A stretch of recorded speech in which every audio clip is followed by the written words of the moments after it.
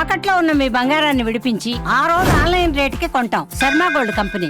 ఓం శ్రీ మహాగణాధిపతయే నమో నమః. ప్రధానంగా ఈ యుగాది నుండి ఏ నక్షత్రం వారికి ఏ ప్రభావం ఏ రకంగా ఉండబోతుంది అనేటువంటి విషయంలో పుబ్బ నక్షత్రం దాని గురించి మనం మాట్లాడుకోవాల్సి వస్తే పుబ్బ 1, 2, 3, 4 ఈ 4 పాదాలలో జన్మించినటువంటి వారికి ఊర్ధ్వమూలమవా అన్నట్టుగా కళ్ళు పైన ఉన్నాయా అన్నట్టుగా మన ఎదుటి వాళ్ళు అనుకుంటారు. ఎందువల్లంటే స్వతసిద్ధంగా కూడా వీరికి ఉండేటువంటి స్థితిగమనం వేరు. రాయల్ మెంటాలిటీ అన్నట్టుగా మేము ఇలా ఉండగలుగుతాము, చాలా డిగ్నిటీగా ఉంటున్నట్టుగా ఉంటూ ఉంటారు వాళ్ళు. కానీ మనం ఉండేటువంటి విధానాన్ని చూసి ఎదుటి వాళ్ళు వీళ్ళు కావాలని చేస్తున్నారు, ఇలా ఉంటున్నారు అనేటువంటి రకరకాలుగా అనుకొని మన మీద దుమ్మెత్తి పోసేటువంటి అవకాశాలు చాలా ఎక్కువగా ఉంటాయి. అలాగే కొన్ని పరిస్థితుల్లో మనమేమి తక్కువ మనుషులం కాదు. ఈ పుబ్బా నక్షత్రంలో జన్మించిన వారు కూడా అంత తక్కువ మనుషులేం కాదు. వాళ్ళు అనుకోవడానికి తగ్గట్టుగానే కళ్ళు కూడా నెత్తి మీద ఉన్నట్టుగానే కాస్త కొన్ని పనులు నేను చేస్తాను, నువ్వు వెళ్ళిపో, నీకెందుకు నేను ఉన్నాగా, ఇటువంటి వ్యవహారాలు చేసి అదే చివరికి వచ్చేటప్పటికి అది పని కాక అగజాట్లు పాలవడం కూడా జరుగుతుంటుంది. కనుక నాకేదో ఉంది, నేనేదో చేసేస్తానటువంటి వాగ్దానాలు మాత్రం ఇచ్చేటువంటి విధానం ఉంటే వదులుకోండి.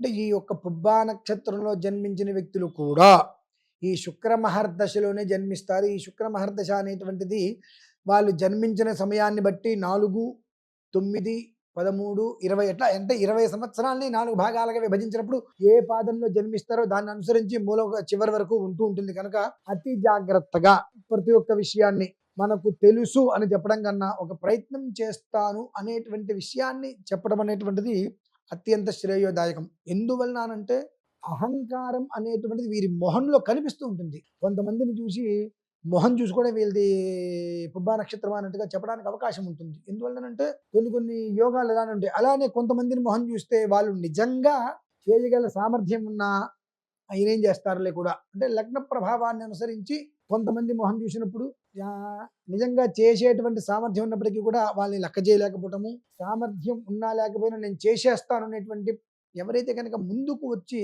నిర్ణయాత్మకంగా విప్లవాత్మకంగా నిర్ణయాలు తీసుకుంటారో వాళ్ళకి పనులు కాకపోవటం వలన కొన్ని అవమానాలు కూడా పడేటువంటి అవకాశం ఉంది. కనుక శుక్ర నక్షత్రంలో జన్మించారు.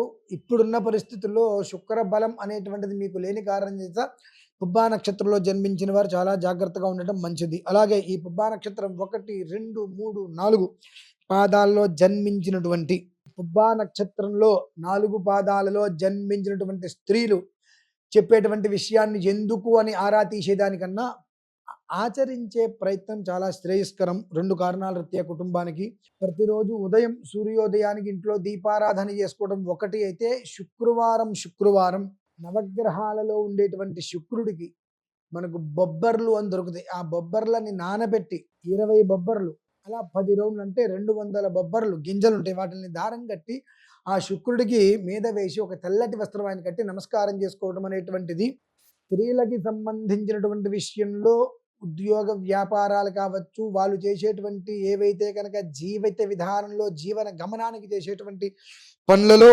ఆటంకాలు లేకుండా ముందుకు నడవడానికి ఇది వారికి పూర్తిగా కూడా యోగ్యదాయకంగా ఉండేటువంటి అవకాశం చాలా ఎక్కువగా ఉన్న కారణం చేత ఆ పని చేయటం చాలా శ్రేయస్కరం. అలాగే ఏమాత్రం అవకాశం ఉన్నా ఇందాక ఏ విధానాన్ని అయితే చెప్పడం జరిగిందో అలానే ఈశ్వరుణ్ణి మరియు సూర్యుణ్ణి మీరు ఎంతగా ఆరాధిస్తారో అంతగా ఐశ్వర్యం అనేటువంటిది మన దగ్గర నిలిచి ఉండటానికి అవకాశం ఉంటూ ఉంటుంది. ఈ మాట నేను ఇద్దరికీ కూడా ఈ పురుషులకి స్త్రీలకి ఎందుకు చెబుతున్నాను అంటే వీళ్ళకి స్థిరమైన నిర్ణయాలు తీసుకుంటారు. కానీ తీసుకునే నిర్ణయం అనేటువంటిది ఎంత ధర్మమైంది, ఎంత మంచిది, ఉపయోగమైందా అనేటువంటి విషయాన్ని దృష్టిలో ఉంచుకోరు. ఆ క్షణానికి ఒక నిర్ణయం తీసేసుకుంటారు. నిర్ణయం తీసుకునే ముందు జాగ్రత్తగా కనుక ఆలోచించకపోతే ఆ నిర్ణయమే మనకు నష్టాన్ని తీసుకురావచ్చు, లాభాన్ని తీసుకురావచ్చు. కాబట్టి నిర్ణయం తీసుకునే ముందే ఆలోచించుకోవడం చాలా శ్రేయస్కరం. అలాగే ఈశ్వరుని సూర్యనారాయణ స్వామిని ఆరాధించడం చాలా శ్రేయస్కరం.